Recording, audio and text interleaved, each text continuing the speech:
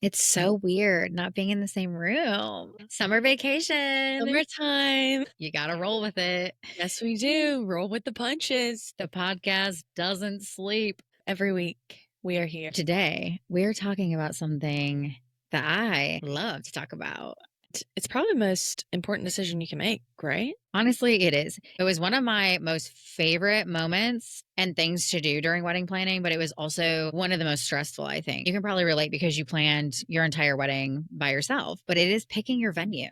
Yep. And it's honestly so stressful just because I was very particular about the specific things that I wanted in my venue. I wanted a very DIY, I can bring whatever I want, but also I needed to make sure everything that I added to it, like rentals and my catering, was in my budget as well. It is honestly one of the biggest decisions that you're going to make because A, you don't have a wedding date until you have a venue picked out. And every other decision that you make, like your vendors, what time you're getting married, a lot of those decisions are dictated by what venues you choose. That's why we want to talk about it in depth today so that anybody out there that is starting the wedding planning journey can be well equipped when you start your tours. Some of the things to note before you start on this journey is pretty much any venue inquiry that you're going to, any website, they're going to be asking you two simple things. What is your general budget and what is your estimated guest count? You don't want to be wasting your time searching for venues that are ginormous when you have 50 people and you're trying to do like a micro wedding or even an elopement.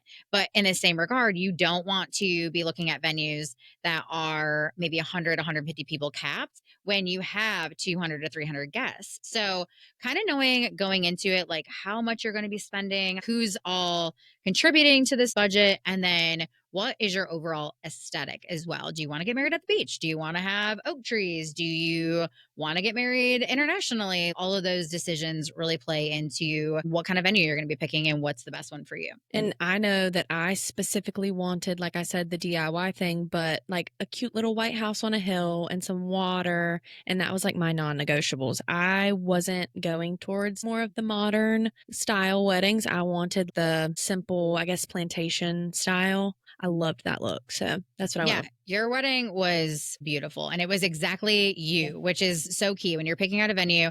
Everything needs to be really personalized. It should be a direct reflection of you and your fiance and the kind of aesthetic that you're going for and your vision. First things first is when you are going and doing these tours, make sure you are looking at when you have access to the venue. Access is huge because if you are a bride and there is a bridal suite on site, but you do not have access until noon, gosh, you're not able to really even utilize that bridal suite because you're starting hair and makeup usually around 7, 8 o'clock in the morning, maybe even earlier, depending on how many bridesmaids you have or how many people are getting services done. So, definitely looking at when you have access, when do your vendors have access? I have a wedding in September where we don't have access until an hour before the ceremony, which is insane. There's no way possible that you'd be able to put together any sort of vision or be able to decorate or set up in 1 hour time frame. So, a lot of times if you're looking at that access point, you're having to spend a certain amount of money in addition to the actual venue price because you're having to access earlier or even stay later. Cam, I know you had a wedding at a state park. So talk a little bit about that and how it dictated your ceremony time. Yes. So with the state park, we couldn't enter until 9, but then my vendors couldn't enter until 10. And the state park closed at 5. So we could not serve alcohol until 5. So that also dictated when our ceremony kind of had to be, because also it was a public park until 5 o'clock. And so we didn't want people walking around behind us while we were having a ceremony. So we ended up going for, I think, either 4:30 or 5, kind of towards when the park was closing. And then they required us to be off the property, all cleaned up and everything by 11. So that meant we needed to end by 10.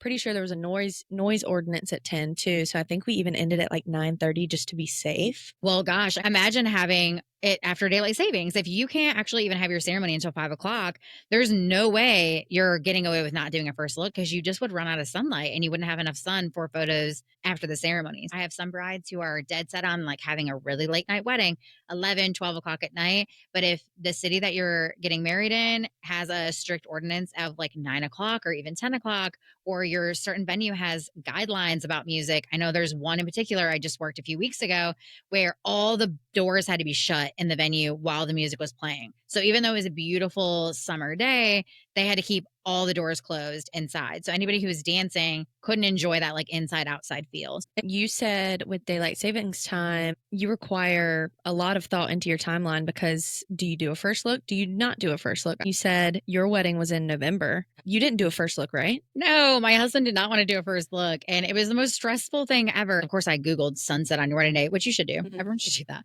I was like dead set on my wedding day. I am getting golden hour. So I really had to be very particular about when we started our ceremony. Daylight savings, it can always put you in a little bind because you're having to start so much earlier in order to get things done, but then you have to end earlier. You're also having to pay on the back end to extend the time so that you actually have a party and everything isn't so condensed. Because the stricter the timeline, if you're not adding in buffers, like honestly, you just feel rushed. It is smart to think about like the time of year you're getting married. If you want to first look or not, what are your non-negotiables? Where did you get married? Did they have like rentals and Yes. everything?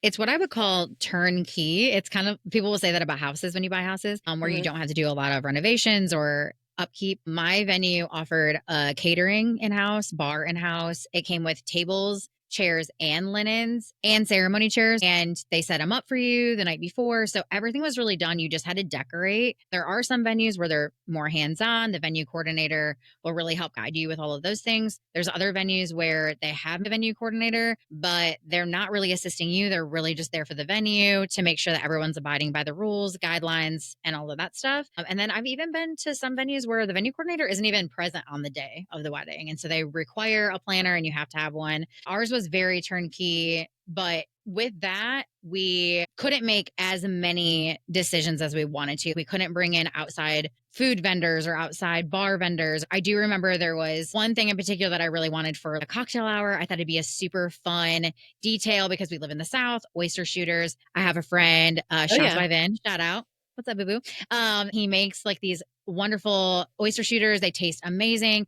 And it's really just for cocktail hour, just to add kind of an interactive experience for your guests. And my venue would not allow outside food. And I get it. It's DHAC regulations. And there's obviously certain things that come with food that you have to just be Right. safe. And, you know, you don't want somebody getting sick and then they can't figure out who it came from. But I'm having to give up something I really want because it's not allowed. So if that's like something that is your non-negotiable and you have an idea that you want like certain food or certain booze, you just want to make sure that your venue accommodates that. Some venues have their list of preferred vendors that they like to go off of, right? Yeah, preferred vendors are a thing. Certain venues, if you choose off of their preferred vendor list, you actually get penalized or you have to pay like a 10% upcharge. So if you're budgeting for certain things and then you're having to pay an additional 10% on each because you didn't pick off of their vendor list, that can add up pretty quick. If you don't care and you're willing to work with whatever vendors they recommend, then obviously that's not an issue.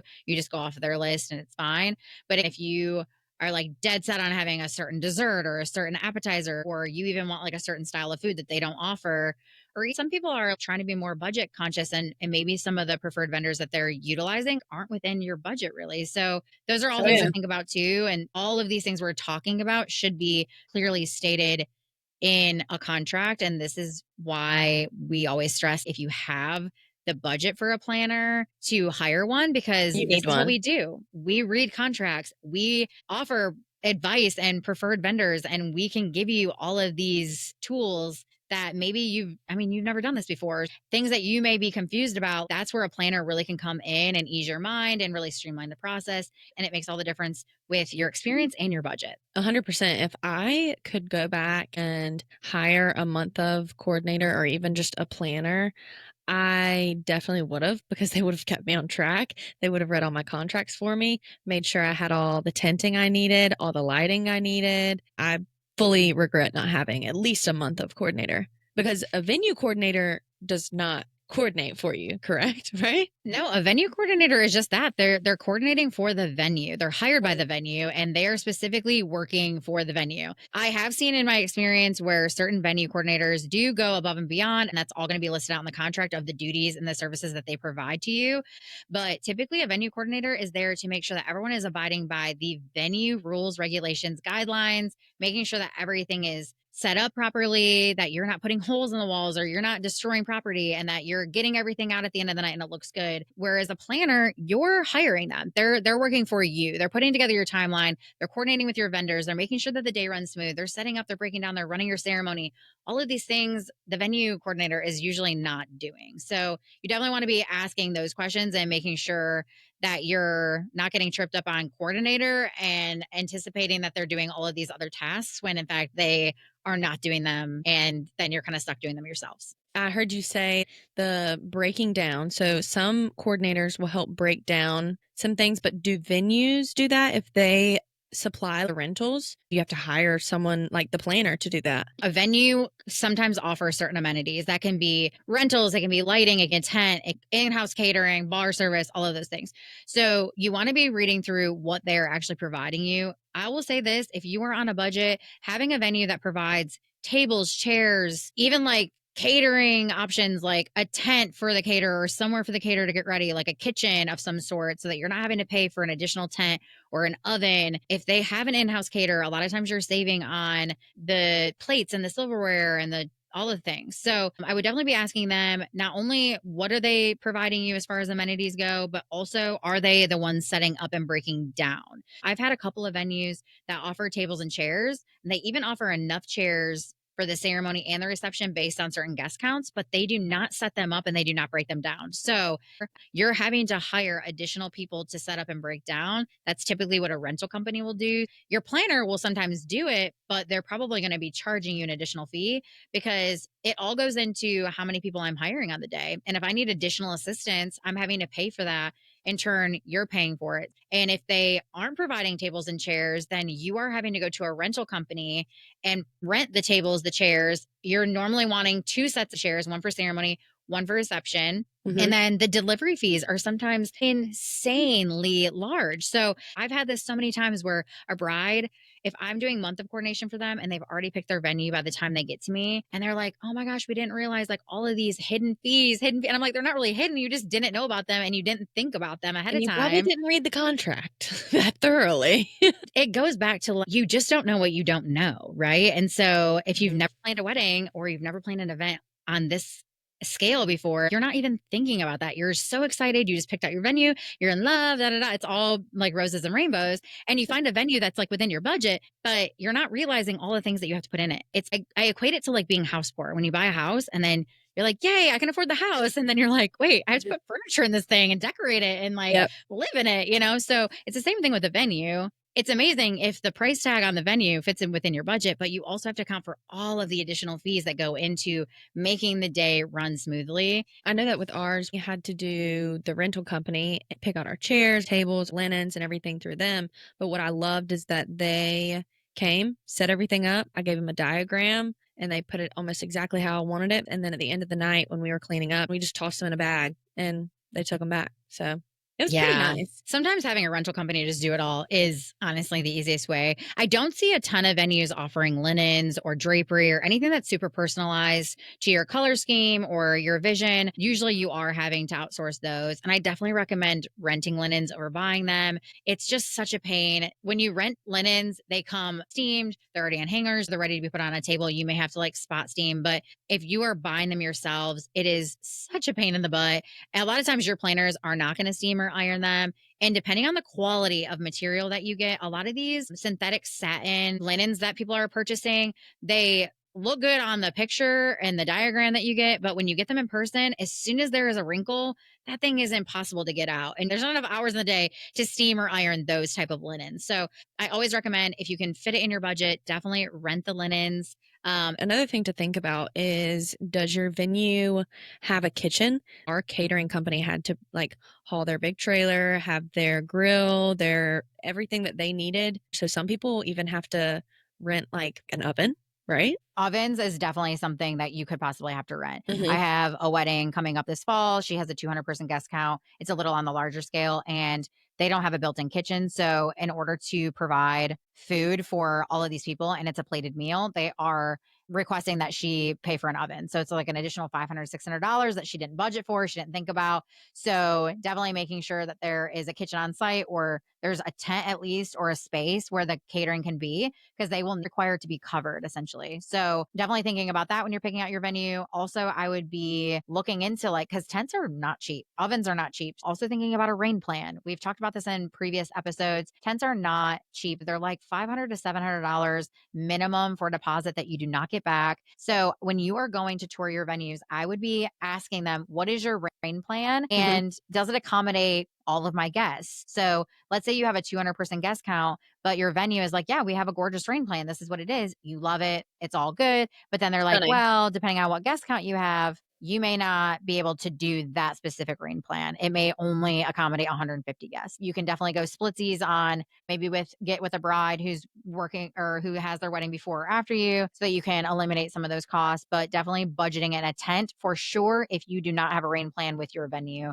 and one that you like. Another thing that I didn't think about and almost messed up on was lighting. And I really wanted that cute string lighting above our dance floor. It was outdoor, so we did have one on standby. I loved how it turned out, but I almost completely forgot about it. A lot of times your venue is not going to offer outside lighting. So you're definitely going to have to rent lighting. Another big thing is bathrooms. If you're having a backyard wedding or even getting married at a Verbo or an Airbnb, those are becoming more and more popular now, especially for smaller scale weddings. A lot of these Airbnbs are requiring you to provide an outside bathroom because they don't want 50 to 75 people trampling through their house and utilizing the bathroom, kind of messing up their toilets. I'm putting that in your budget as well if you're doing more of a backyard wedding and you don't have outside facilities. Another thing that I almost didn't think about, but luckily we had one golf cart for, was the parking situation. Our parking lot was downhill from our ceremony and from the house. And so I wanted to ensure that the grandparents, older people, parents had that way to get up there without struggling. And so we had one person driving the golf cart. They went and picked up those people from their cars, brought them up to the ceremony. And then at the end of the night, as people left, they could use the golf cart if they wanted. I think that's a huge thing to think about, is one, transportation to your ceremony and your reception and home from there. And then your parking situation, like downtown Charleston. You've done a lot of weddings downtown Charleston. The parking situation there is rough. I mean, You're either paying to park or you're getting into like a parking garage situation. A lot of times that can mess up ceremony times. Also, if you're having your ceremony downtown, but your reception is 45 minutes away, maybe consider getting transportation for your guests. If you are having a venue that is pretty far out and it's not really close to any hotels or Airbnbs or anything like that, people are drinking, they're partying at your wedding, and you want to make sure that everyone gets home safe. So if it fits within the budget and it works, I would definitely recommend getting transportation for guests that way too. There may not be Ubers or Lyfts that go to that vicinity, and so if you are having guests that are traveling from out of town that maybe you don't know the area that great, you definitely want to be thinking about that ahead of time and maybe offering transportation. Honestly, a really big hack that I've used for a lot of my brides, if they don't have a huge budget for transportation, instead of going for those black cab, huge sprinter vans or whatever, you could also just go like school bus route. They make white ones now that are like somewhat cute. And honestly, no one really cares what it looks like. It's not for pictures or aesthetics. It's really just to get people from point A to point B. So if you can save a little bit of money, reach out to a local charter system or a local school system and see if you can't get a discount on school buses for transportation. especially at the end of the night too, people are going to be drunk, so they won't even know what kind of car they're getting into. If there is parking on site, I would be asking the venue, when do cars have to be gone by? A lot of them will have stipulations. If they do allow you to park on site, then they'll have you clear the area by a certain time. You just want to make sure that cars aren't going to be towed with guests leaving their car overnight. Now, we chatted about vendors earlier at the beginning of the episode. What is your opinion on food trucks at weddings? I hate food trucks at weddings. I think that there's a time and a place for a food truck. I love it at a festival. I love it at a parade. When it comes to a wedding, there's just a certain standard, and I am just not a fan of food trucks. This is no hate or shade. If you are having a food truck at your wedding, don't take offense to this. I just think for the guest experience, it's not super efficient, and that's why I don't like it. Even if they're making it in bulk, it just takes a lot longer. I had a wedding a couple of months back that did a food truck to save money money. And in the long run, their guests were sitting around. It took an hour to feed 90 people, maybe even longer. People were looking around, wondering when their table was going to be called, when they were going to be eating. It was just not a good experience for them. And then on top of that, a lot of times where you're saving money on a food truck with the initial expense, you're not thinking about the fact that they are not having bussers go around like a catering company would. So no one's bussing the tables, no one's taking out the trash at the end of the night. You're still going to have to hire people to do all of those things because your planner's not Mhm. doing that. Like, I get that it's your wedding and you have certain budgets, but you're inviting a lot of people. They're spending a lot of money. Usually they're traveling to come celebrate the day with you. The least you could do is give them a good hot meal. They're not waiting forever, and it's a good experience for them. I think my biggest thing with food trucks is the line, which this even happens with buffets at weddings. I've been to 2 or 3 where the line for buffets are absolutely ridiculous. They don't have a system where they call people up, and it's just kind of a free for all. If you are doing a food truck, if you don't have that system where you call table by table up to get their food at the food truck, your guest experience is going to be kind of I'm rough. just saying, do it at your rehearsal if you're dead set, or do it at maybe like a welcome party or something. A Even if you smaller have gathering. even if you have a smaller guest and it's like very personal. I have a wedding actually this December. They are going for a food truck that's pizza, but I think he's going to end up bringing his wood fire grill out, and it's going to be more of like an interactive experience for the guests, which I think is really cool. In that case, I'm all here for it. She has 30 to 40 people coming. It's very intimate. It's close family. That is so cool. That's where I love a food truck, but it's also not them lining up and going and getting food out of a truck at a wedding. It's more of them preparing the food and then guests are just getting to enjoy it. So there's definitely a time and a place for certain things, but I am just not a huge fan. If you have a larger wedding, having a food truck is just not really the most efficient way to do it. That is like my biggest pet peeve at a wedding because it messes up your timeline too. We're allocating a certain amount of time for dinner and speeches and you Mhm. going back out for sunset photos and then you getting on your dance floor and enjoying your party. That's like the biggest, most important part of it is dancing with your friends and family and enjoying your actual party. So I think when the food is taking a really long time, it also bleeds into the actual event and how much time you have to dance. I think getting people fed as quickly as possible and giving them the best experience there, it also just allows you to enjoy the party that you just paid a lot of money to put on. So either opt for a sit down dinner, and if that's not in your budget with servers, bussers, the sit down style, do more station style instead of buffet. Because then you don't have to stand in lines on one big table and wait for all the food in that one section. You can have your station set in this corner, in this side, and over here. And it'd be a lot easier and less congested. I'm here for a station style for sure. Obviously, plated meal is going to give you the best experience, but it is significantly more expensive. So definitely stations over buffet and all day anything over a food truck. Another thing to think about is what is your venue supplying you or your bar staff supplying you? Do they have your plates and your cups and all this and that? Are you wanting china? Are you wanting nice cups? Like, how do you want that to look and that feel to be? A lot of times they're not going to be providing those kind of things for you, but finding a catering staff or a bar staff that can provide those plates, napkin or plates, silverware, that all that kind of stuff is really nice. It's less guesswork for you too. Trying to figure out how many rocks glasses and highballs and water goblets you need for a certain guest count can be daunting. And they are professionals. They know exactly the number based on your guest count. And at the end of the night, the rental company just comes back, picks them up, and it's good to go. Another thing to think about too is weather. So I know we talked a little bit about the rain, but if you're getting married in cooler temperature, you definitely want to look at maybe renting heaters for the guests. That is a big thing that I wouldn't think about. Say, if someone's having a winter, December, January wedding, is heaters. If you're having even just the cocktail hour outside, you want your guests to be warm. There are a lot of venues too where it's like inside outside dining and you're having some of your guests sit outside.